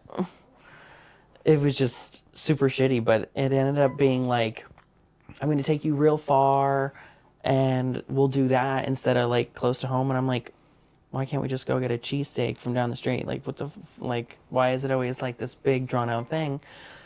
And like, I stayed thinking it was healthy to be like, oh, well, if I stay, they'll realize like they're safe to be open. And that was like the worst thing I could have done. Yeah, when we talked, it would be like, because I would try to be sympathetic to both sides. Because I think that's a lot of people, when people vent about a relationship with the other person, they immediately like, the person feels like they have to be 100% on the side of their friend and then trash the other side. And that's not healthy. And I know. I hate that. And I remember you said, like, I said, I'm the worst person to talk about because I'm just trying to have an understanding of like, well, maybe they're not comfortable being out. But also that's still not fair to you though. I'm a huge overthinker with everything I do now after getting cheated on. But it was just like, you think about everything. Like, am I getting the Purdue chicken or am I getting the Tyson chicken? I'm like, what's the difference? Like, you're freaking out in the middle of the aisle and you're like, so it's just the same when it's just like. That's like your first relationship. You're 18. Yeah. Yeah. Like, and obviously, hickey on the neck, I freaking ended up like, I realized why I like stuff like that. I just thought you were straightening your hair and burn yourself. And well, that's what I was telling people at work. But I ended up cracking up because I'm just like, I think I like that raunchiness that I never got in high school. Like, some people don't get that football jersey sex moment from like Scary Movie when she's fucking going at it. But it's just like, I don't know. Everybody was like, that's gross. And all these old people are like that. And I'm like, girl, I got some. Did you get some? I'm like, you would act different if you did. Like, but no, when it came down to it, it was just like, I completely blurred on what we were about the being like polyamorous. So why you're okay. Going back to it, I was tired of being cheated on, and I just healed for like a year. And at the beginning of the year, I was like, I'll put myself back out there. I'm not a hookup person at all. I'm an older person stuck in this body because it's just like being with the older dude. It kind of made you forced to grow up super quick. We were like doing wife shit when you should be doing girlfriend shit. Like, yeah, I'll do your clothes. Yeah, I'll fold them. Yeah, I'll watch your daughter while you're in the shower. I'm picking up something that's not even mine. Like, it's just like, and to do it so young. So now it's just like now going and talking to somebody my age, they're like, oh no, like I'm just going with the flow of things. I'm open to everything. And I'm like, I fucking hate hearing that. Big red flag. Don't ever say that. I go with the flow. That's me. But that's me to a T. I don't make any plans. Sure you don't. I mean, in any real, I kind of like, if something goes, all right, well, fuck it, we'll change directions a little bit here. And it's always, I think, to a the degree, best looking yes, dudes because they're like, and I'm like, why the fuck would you say that? I'm like, they don't want to be tied down. It. They don't want to be tied down. You don't go with the flow. Like, I feel like you have a go with the flow vibe to you, but you still have like, well, I want to do this, this, and this today, and this, and this needs to get done this week, and I still like, you are still a very meticulous person. Yeah, when it comes to my stuff, yes. But like if we go out and go do things, I also very much enjoy letting someone else take the driver's seat, and I don't have to make a fucking decision. And I'm there. That, you know how freeing that is of someone who's always trying to structure everything, especially with the content. Like I have to film this, edit this, post this. I understood the car thing because it's fucking like me taking an Uber the other day to TJ Maxx, first time ever, and I don't drive. I literally was in the store for 5 hours and I cried an hour in. I was like, oh my God, I don't have to leave yet. Like there's not somebody behind me whipping me to hurry up. Yeah. And there's such like a... I hate going shopping. I'm the person fucking... That's how the last guy was. And I was just like, I can never enjoy anything because I went on like a beach trip with that person. And I'm like, whoa, I've never been to the beach before. And they're like, are you done? It's been 5 minutes. You've been on the beach for 5 minutes. What else is there to do? And I was like, I want to swim. I want to go eat lobster. I want to go through the real, like, Sheen clothing on the side. Like, I want to go through everything. I'm a little old lady trapped in my body. Like, and those elements, I ate it up. Store, what is that store called? The Christmas store? Oh, yeah, the Christmas tree shop. How long do you have to be inside of that fucker?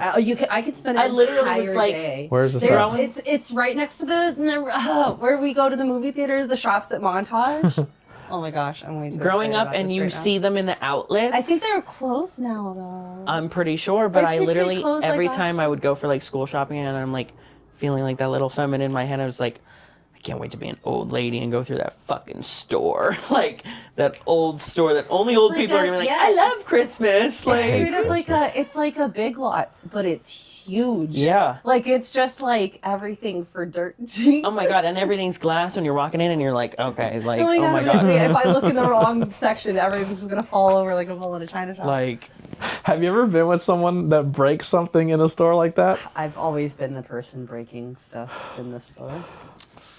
I'm clumsy AF. I'm clumsy, but I know my limit. I'm like, don't even pick that up. I'll be like, I can't. Like, I'll be like, I can't even walk over there. Like, if I feel like it's too close of a gap that if my purse is gonna knock into something or something, I'm like, I'll wait here. You go ahead. You peruse. We went to Vegas. I went to Vegas with my ex, and we were in the M&M shop, and there was an M&M cookie jar, and they picked it up, and the lid just slid off. Not the jar, the lid. And shattered all over the floor. Oh my God. And I'm the idiot who was like a little stoned and drunk. And I did the whole, ooh. And my partner. And they're mortified. And I was like, we're not paying for that. Like, no shot. And they're just like, it happens all the time. We'll take it. And they're like, it happens all the time. We're going to put a new one here to get broke next week. And they're like ready to cry. And I'm just like, out of all the people, like, she's like, because I try to find the humor and everything, and obviously in their situation it's not funny to them, but I'm trying to make light of it, but it was awesome. Wait, I have a question though. Is it okay to ask how they felt with you laughing about it? They hated it. Why do you still fucking do that then? It's like, not my fault. I could be having a mortifying moment and you're like, ah! I'm like, I'm gonna cry right now. Because when I'm uncomfortable, and you're like, I laugh it off. Like, I just laugh off my uncomfortability. Now. Like, as someone who was picked on and bullied so much, like, I just learned to laugh at uncomfortability. And then when I see someone else uncomfortable, I like that I think you should leave. Like that show, I think you should leave. That uncomfortable humor gets me every fucking time. I know it's not good for that person, but I also can't control. I also cannot control how I'm going to react to the situation. So, like, you're not a cuck, right? You don't like humiliation. Yeah, right? I don't. So, like, let's just bring this on up. A sexual level. It's the same thing. Like, if I start laughing at you when you're doing something humiliating, it feels the same way. I don't want humiliation on a sexual level, but humiliation, like, with a good joke, or doing something that's funny to humiliate, I'm with that. That's dope. That's crazy. I don't think so. I think if I humiliate, oh man.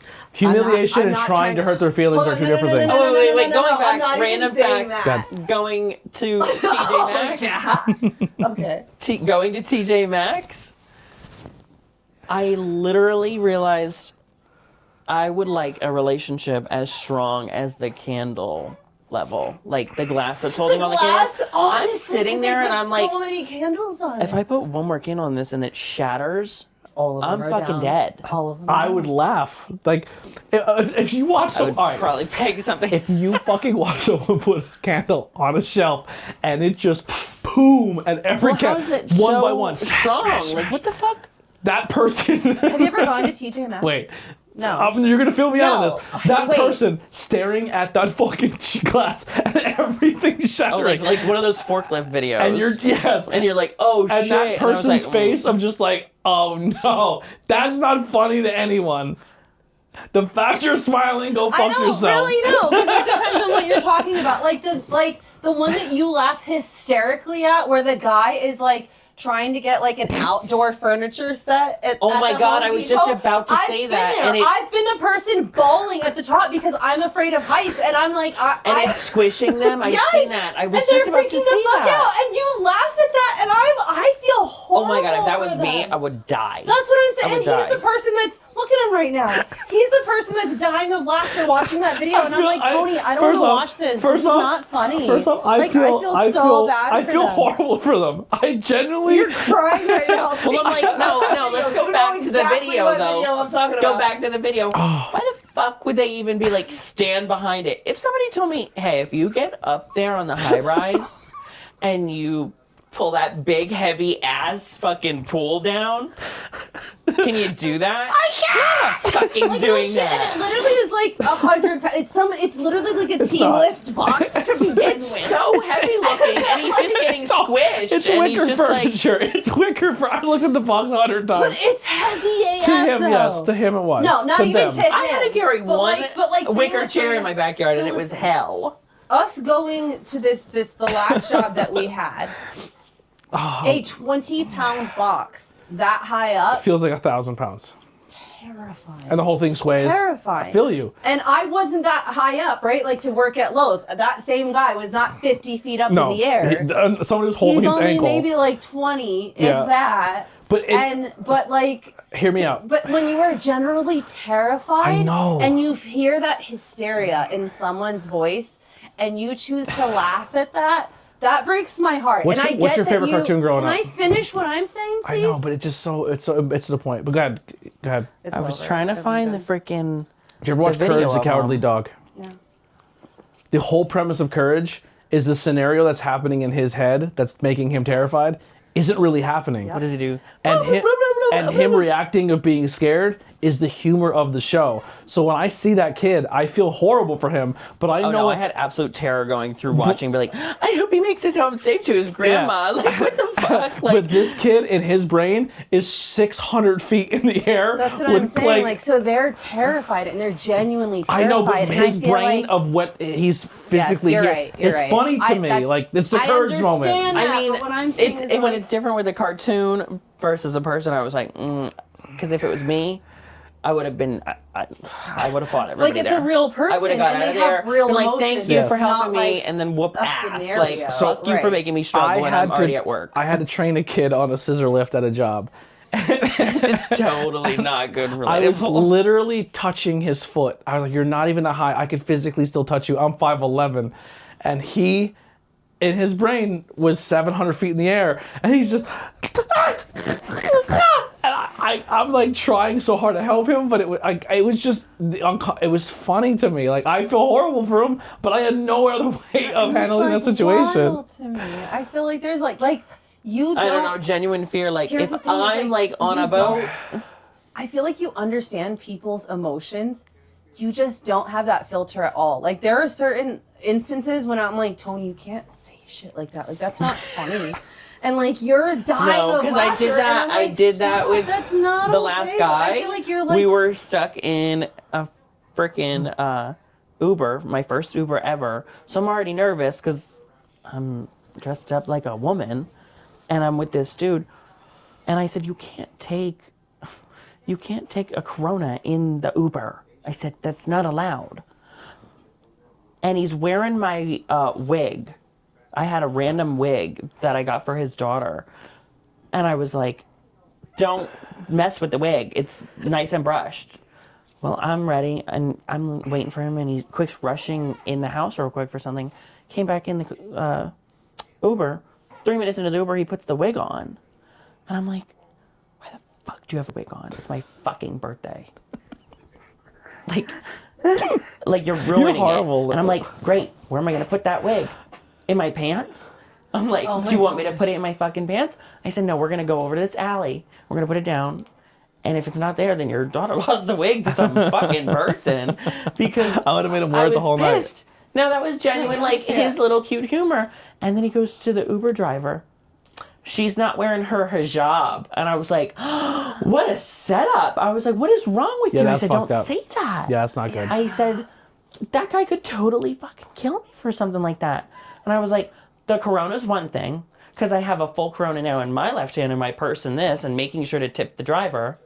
And he's over there putting a fucking wig on and then instigating the driver like on a bear. religion. And I'm like... Yeah, that's not cool. The religion thing, you lost me. Even though I hate religion, but... Yeah. I'm like, don't You're do still that. I'm like, respectful. because he's going to think I'm a woman who doesn't wear her hijab. And he could totally murder me right then and there for it. Yeah, totally. I will say that you have inappropriate humor, but you're respectful.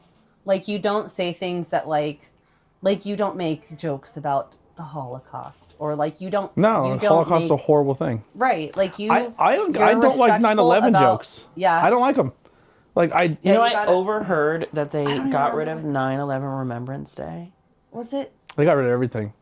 I'm like, was it out of Elena all that of said something, or Katie? And you were like, and I was like, what? Is it too soon? It was like 25 years ago. I think a day where thousands of people lost their lives innocently on a terrorist attack. Like I can never find.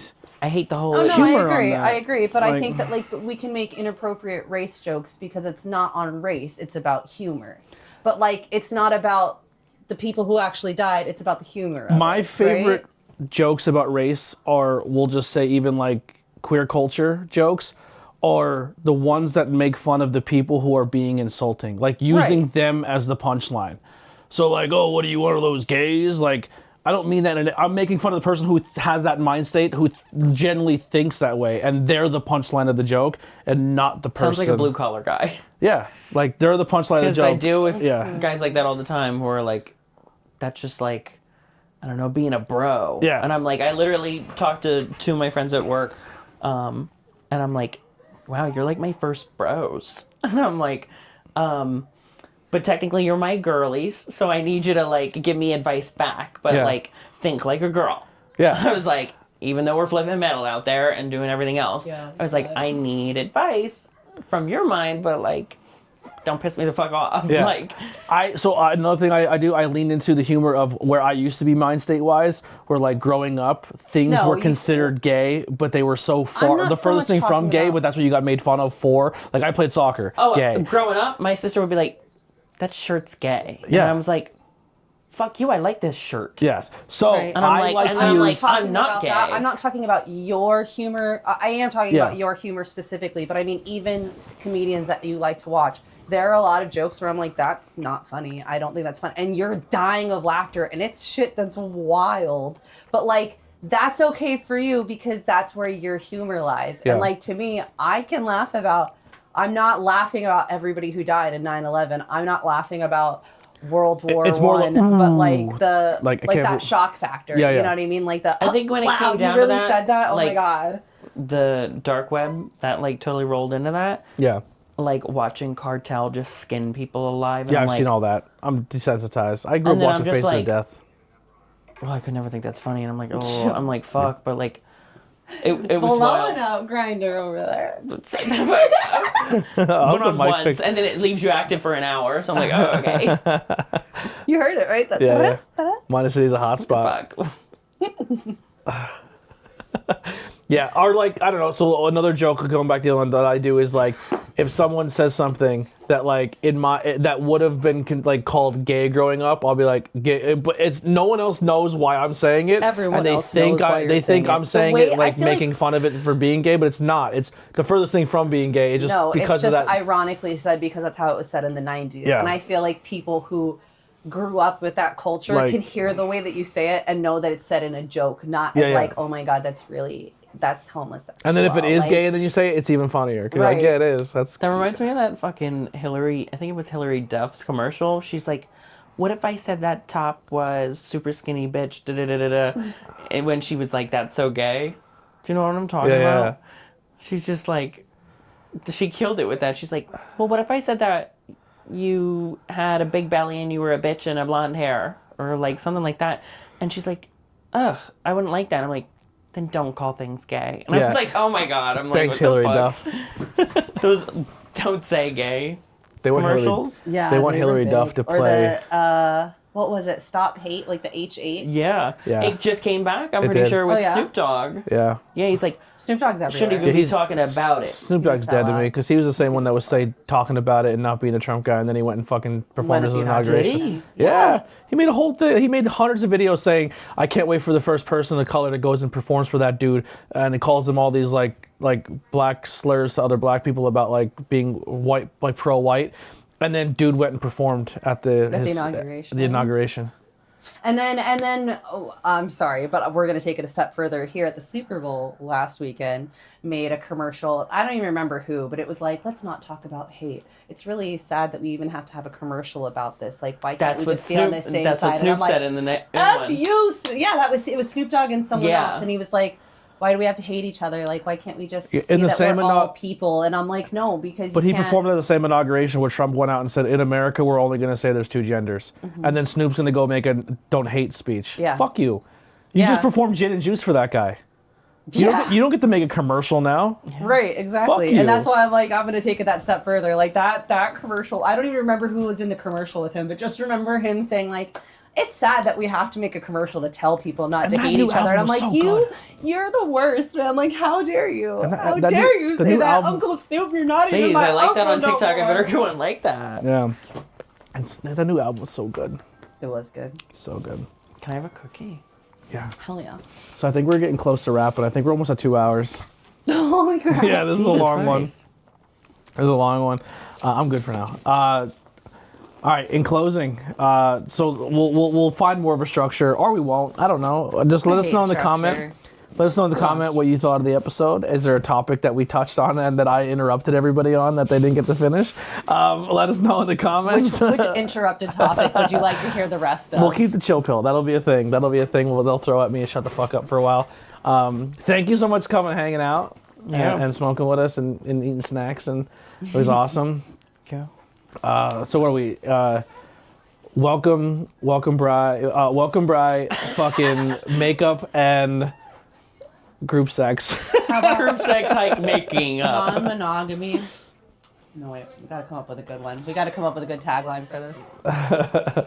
And would you buy ABJ socks? Bios, buys, and Budz. Maybe. I got those socks too. Yeah. I love the sock fit. That's my favorite. It's my good fit. Well, all right. So out of today, what was your favorite conversation or discussion? What all do we talk about? All right, not that memorable for Lily. We'll come back to you. What was yours? Yeah. I would definitely have to say the polyamory thing. Yeah, we'll dive more into it. I feel like there's a lot more layers because it's so fresh to me. It's fresh like, to us too. Coming from someone who is like, really, I didn't think I was polyamorous, and I thought I was just doing it for the partner because I'm like, oh, they're so good looking, da da da, and then it gets to like, I don't know, like I really want to like talk to this person, and it's just. Now, would you be more? I'll deep a little bit. Are you more into like like you said, you're the person.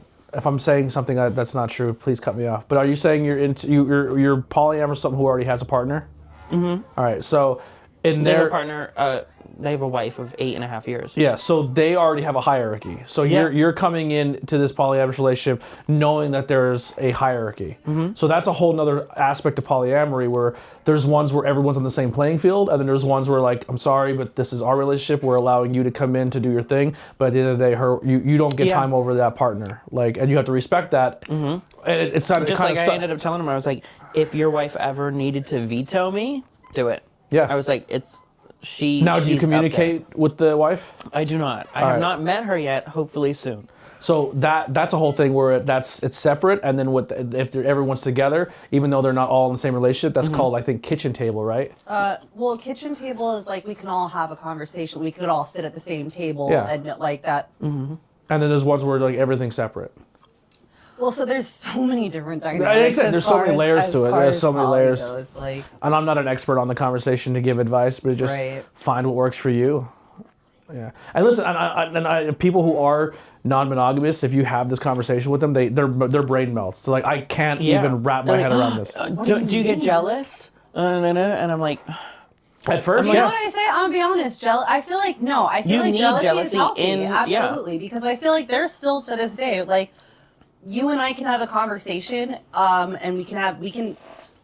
I'll just say this: we've been very open about somebody that I talk to, and I tell you every time we have a conversation.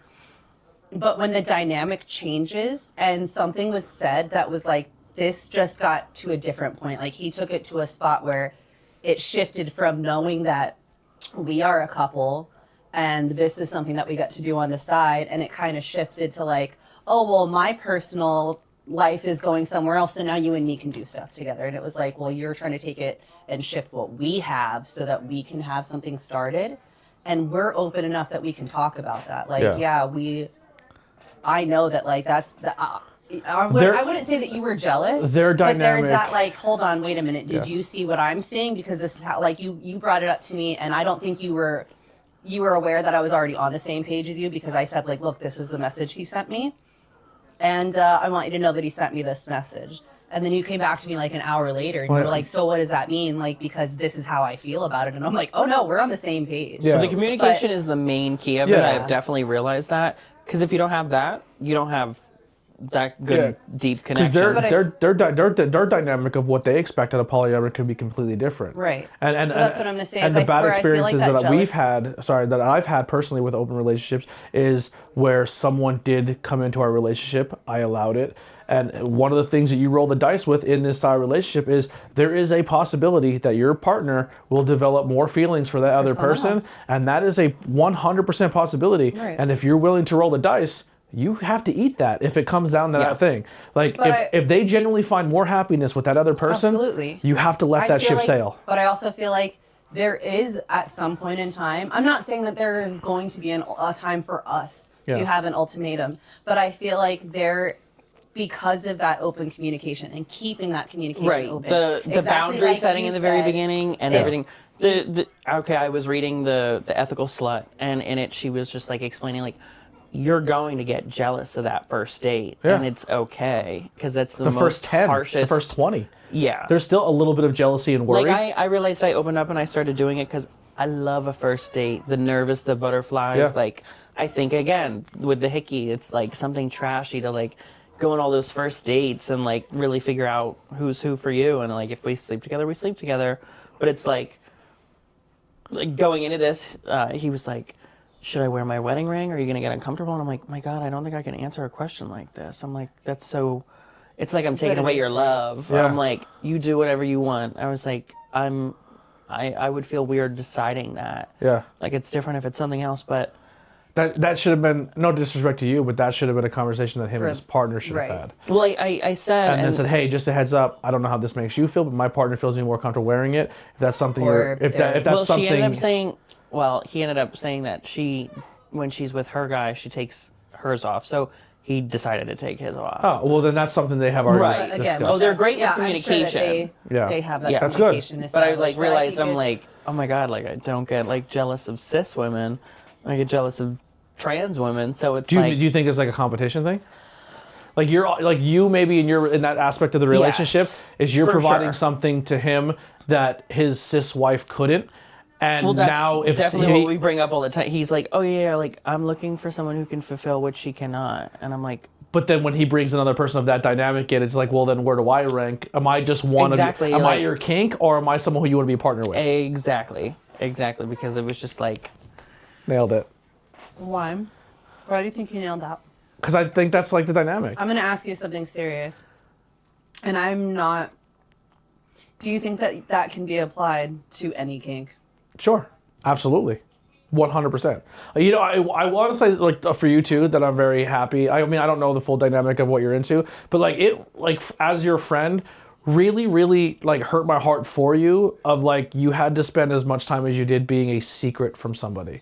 Oh yeah, because you are someone very who's rough spot. Yeah, you're someone who's slowly trying to find yourself and be accepted in your social standings and with friends and with and people, and then when you give your heart to somebody in a relationship aspect and then for them to hide you as well, like that's fucked up. And I remember we had a lot of conversations where like I get off the phone, I'd be genuinely hurt for you. Yeah. So the fact that I would literally just be reaching out. I'm like, every topic I've ever spoke about is his name, and everybody's like, when do you talk about something different? Because you were 18 years old and you were in love. I'm like, I don't know, it was just like the worst thing ever. You didn't have the fucking like, oh, I grew up where I had girlfriends. And were they actually really girlfriends? No. But you do have little tastes and reps of like heartbreak and breakups and moving. You're experiencing that at 18 years old with someone who, not trying to throw shade or be rude to them, but at 36 years old, an 18-year-old is in a different lifestyle than you, and you both have different motives and mind states and what you want as people. They were realistically wrong for even reaching out to you that young anyway.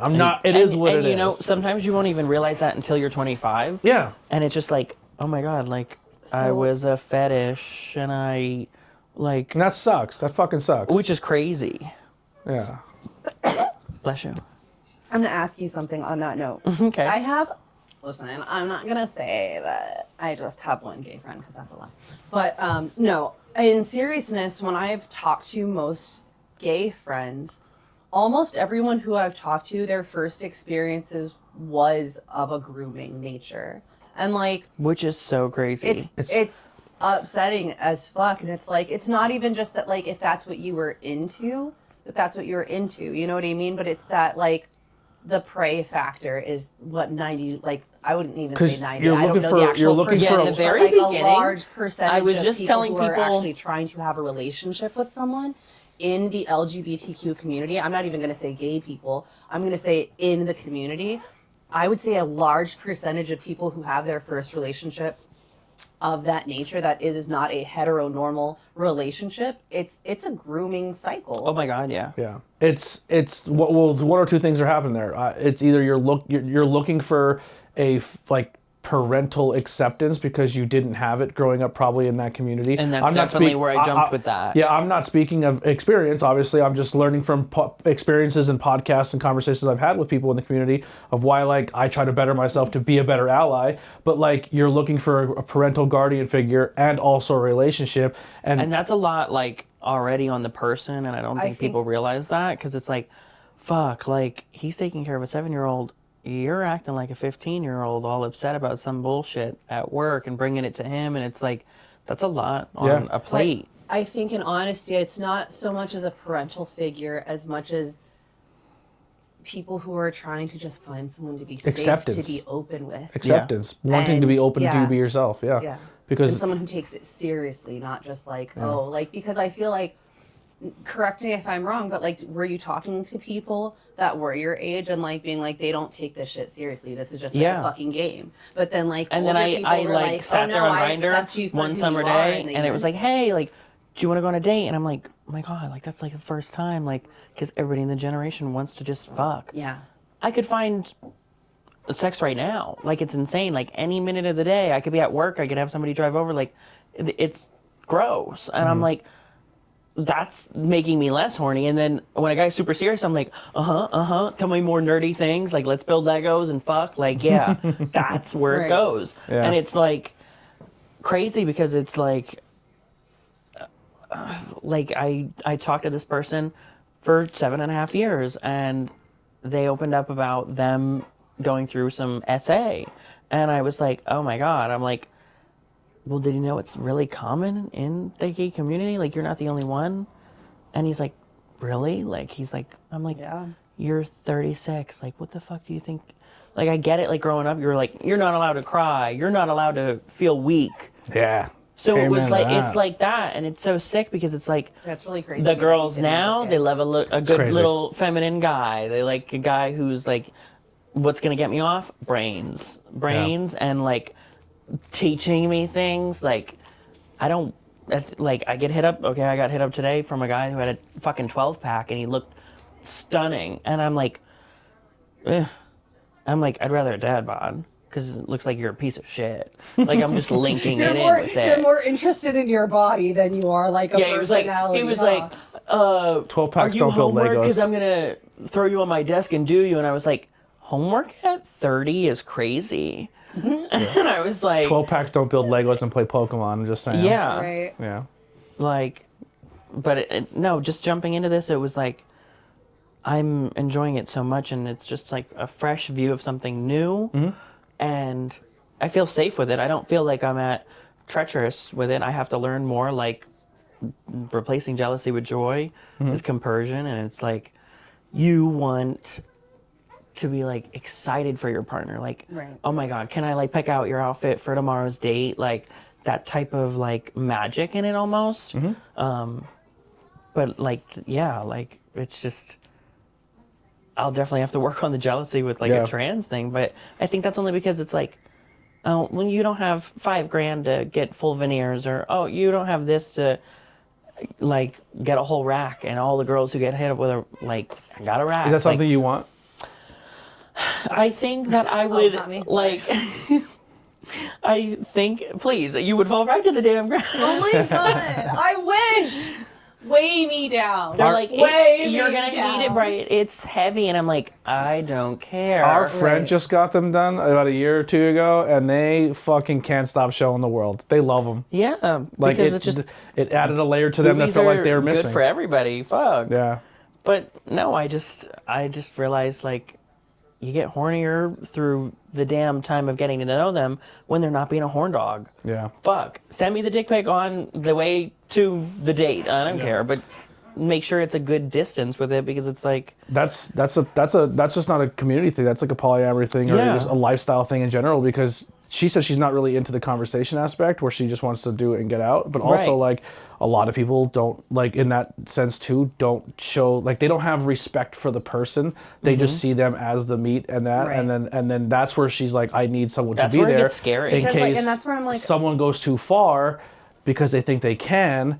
And then now I'm in a situation where if I have a panic attack, I'm not with somebody I'm comfortable with. Right. Yeah. You know what I mean? And that's so like I didn't really finish reading my bio before, but that is on my bio. Like, do not expect to meet me by myself. That's not gonna happen. If you send me a message and say, I'm gonna meet you at this, and this point, I'll send you $50 for Uber. You just lost out on $50 because I'm not going to be there, or I am going to be there, to the point, and I'm coming with someone. And if you're upset that someone's coming, too bad, because I've already like just watched TV. I try to make myself as on a part of the experience as possible. Well, it gets to be that point on like Grindr, when you're on there and you're like talking to like, okay, you get hit up all the time with discreet profiles and down low guys, and it's like my bio says send me a face picture. I don't feel safe not being able to have your picture as my last screenshot on my phone. I don't even do that. I need a FaceTime too. I want to make I was like, at some point, I need to see that ID. I was like, because if you are getting serious with me and I get something and like you think it's like a slick game to like run off, that's crazy. Like, so to the point where I'm like, I need to see your last HIV test. I need to see your ID and social security number, testing and I'm gonna PA doc your ass, and now I'm your girlfriend. So it's like, all right. I think we'll end it on that because we went long, which I don't hate at all. This was a lot of fun. Where can people support you? If you want people to follow personal pages, you can plug them here. You can follow me on Instagram at Riot on Time. It's like right on time, but Riot.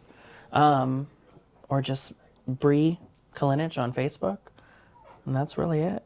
I don't do Snapchat for the nudes or to talk or the streaks. I'm there to take photos and save it to my phone. They do take better photos with a filter. Exactly. Yeah. I need a green in that bitch. Yeah.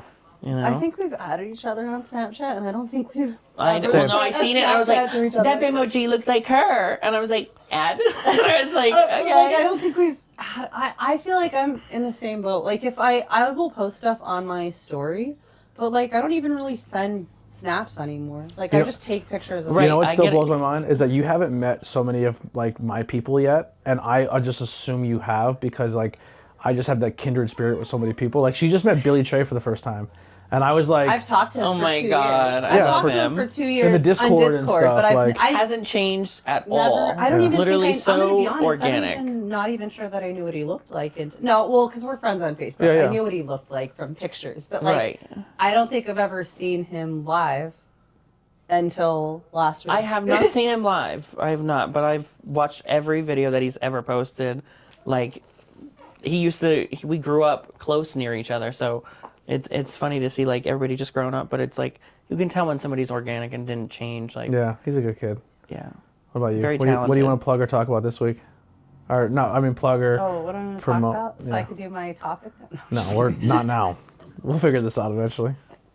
No, my topic was polyamory or something along the lines of like, it. what do you want to plug or have people go support? This week? Oh, are we doing like our last your social week or media or whatever you JK, want? No. Forget that No. then. Well, yeah, follow me at the links in my link tree. If you're wondering, things of the XXX thing, since we talked a lot about that, I do have spicy links. I don't add things to them because I'm a little self-conscious at the moment. But as you're aware, a girl don't have a job. A girl needs some money. So if you see something you like, throw a tip on there. Be nice. Be nice.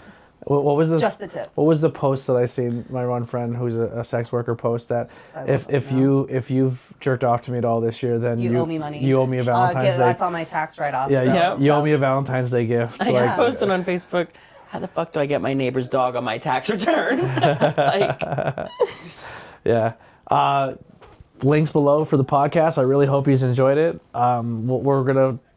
This is gonna grow because, like, obviously, I want to get a living room set in here where we can sit like in living room chairs and not computer chairs. These chairs suck. I feel horrible. You're probably so uncomfortable. This is like cozy. Yeah. Like I like being able to grab my drink. If you guys have ideas or topics or things you want us to do, we were kind of mulling over the idea of maybe like reading some like Am I the Asshole, some Magic 8 Balls. Well, I was gonna shake it. I was gonna see if the topics were boring. Oh, where the topics? Wait, can we ask? You asked that one. I want to was ask the the show other one. No. It says no. It says yes, definitely. And Okay, I was like, okay. So the show was boring. What did talk about? Is this show? Was it boring? But is it going to That was be the viewed a 21st lot? version. Is it going to be viewed a lot though? Are we going to get views? It says I can't fucking read this. Wait. Yes! There you go. So I told you it's so 21st century. It's like, no, but you put a gay person in that ball. So our episodes will air on Spotify under ABJ Podcast. They will be on the ABJ YouTube channel under the Blazing Budz playlist, so you can check out all the episodes there. If you're doing that, please hit like, share, subscribe. It helps us out a lot. Leave comments below too. Please keep the comments rolling in as you watch. If you can also watch this on Spotify, so everything on Spotify is also audio and video, so you can check that out. And then, if you don't like my wrestling stuff, if you don't like beer, if you don't like the other stuff that's on my ABJ channel, I put the work in to go and chain and put all the other channels have their own YouTube channel now. So Blazing Budz has its own YouTube channel that it'll also be on too. So there is a Blazing Budz YouTube channel. I'm not making its own audio source. I'm not making its own Facebook, Instagram, the whole nine. I did that last time when I ran 7 different accounts on 13 different platforms. I don't have the energy for it. So follow us and then just tag us at, you can just tag us at ABJ Podcast or use hashtag Blazing Budz, and we'll see the hashtag, and then you can talk to us that way so we can all be on the mix. You can come hang out with us in the Discord. We do have a smokers lounge if you want to come hang out. You should join the Discord and hang out with our people. I'll join it. Yeah, you'll love it. We're always in the voice chats talking with everybody, hanging out and doing stuff there. I'll just be the Discord kitten. It's cool. Yeah. But yeah, so definitely support those links below. The links are below for all the other channels. Hit subscribe, follow them.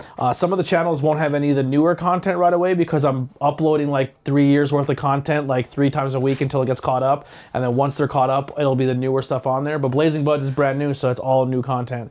But that's pretty much all we got. Thank you guys so much for hanging out with us. Hopefully you sparked up and hung out with us for this very, very long episode. I'm not putting a time limit on them. I'm just letting them go and having conversations. Likes, dislikes, feedback, always important. And we'll see you next time for Blazing Budz. See you later. We didn't open with hi again. Bye.